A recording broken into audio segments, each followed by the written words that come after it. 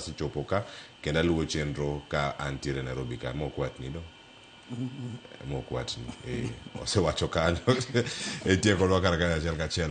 Brian wacho ni ane chenro kar kae kenda semana mondo kaluwo chenro Citizen Digital arito winjo gima jo MDG nigo manyien ne jo Nyanza. Aya kia kango kono gima ginigo manyien kata kamane ro kamana enya. Francis Menya Collins Omondi Wood Gwasi wacho kar kae oyawre kleo ka in studio kar kanyo imosna welo mane studio penjo maduong' mantiere kar kae ni to piny Kenya ochomo kanye. Bende wadhi yudo joma tindo mawuok oko mar goyo ombulu koso gidhi bedo mane udi ombulu dhi nindo. Aluo chenro kantiere Nairobi kae Visco Design Headquarters Nairobi. Ero kamane nyakum ote mari. Kevin Professor aluo chenro kantiere Strathmore University kae kendo amora nyagi twak mosna welo coordinator mar UDA County ma Nairobi Oluoch Lango kendo penya kacha ni ero kado bangi koro kosewete gichano timo chenro mage mar mondo migiteg duon bura mar UDA e kone mamoko ma Nairobi kod aluora mar Kenya mangima.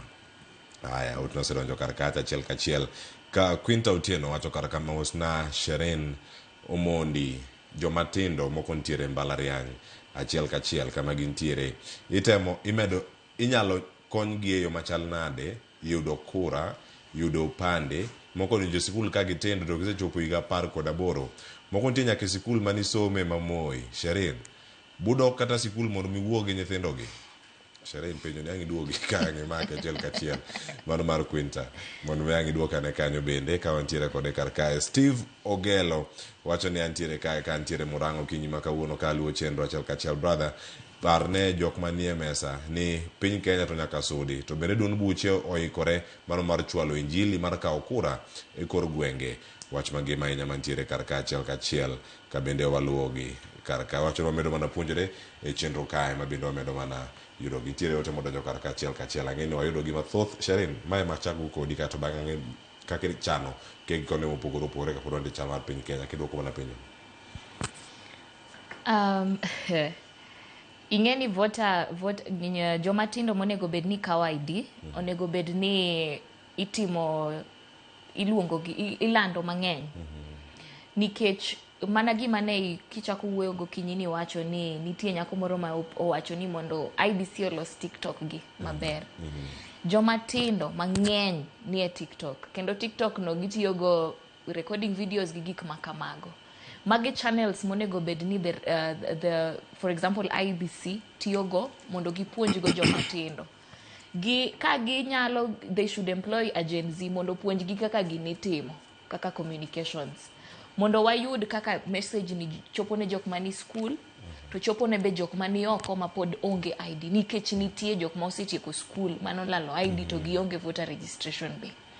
Gima wanya timo kaka joma tindo ma oseyudo opportunity mar bet kuonde ma decisions bedo made en ni wanyalo mana kwayo jok mani mbelewa jodongo wao jodong party or even IBC mondo gimiwa resources mwadhi go e ground nikech onge kaka jatendwa ni dhi wuok Ugunja Urgenya kadhi Jaramogi Oginga Odinga ni koro bet gi youths no nyiso gi ni mondo gikaw kura. Mano tich magimiyo leadership margi mar youths manie party gi. Nyaka wakonyre, ok wanya wacho ni gini watimo kendwa, nyaka wakonyre. To onge election mibro tim ni bro wachi ni ODM kende, MDG kende, UDA kende. Gini riwo wa kumora achiel. Kata piny ka wapogre lakini malo en achiel. Leaders wanyaka wa elect to watimo nango. Party leaders or party officials mondo mobilize jogi matindo manie party magise puonjo mondo pay it forward.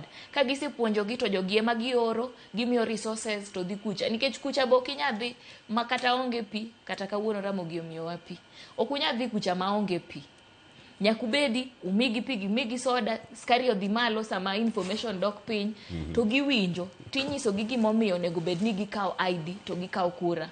Wariwore gi offices mek government matiyo gi youths chiengne mwa wate wadhi to wanyiso gi ni samugo kura magi mae mwayudo ok ni sama nitie Hasla fund ema koro ni wamanyo youths to gigi nok wanyiso gi chon gigi wachako nyiso gi sani. So voter mobilization, voter education en gima ochuno manyaka watim. Koro of course ka joma tindo yie ni wabi to wabro biro to wabro puonjogi. Wach magima ahinya Olali. Adwa yiera kendo pogra koda iparo matin. Ing'eyo ID and basic right. En goma mi nyiso ni ja Kenya. Ka wakawo wach ma kawo pande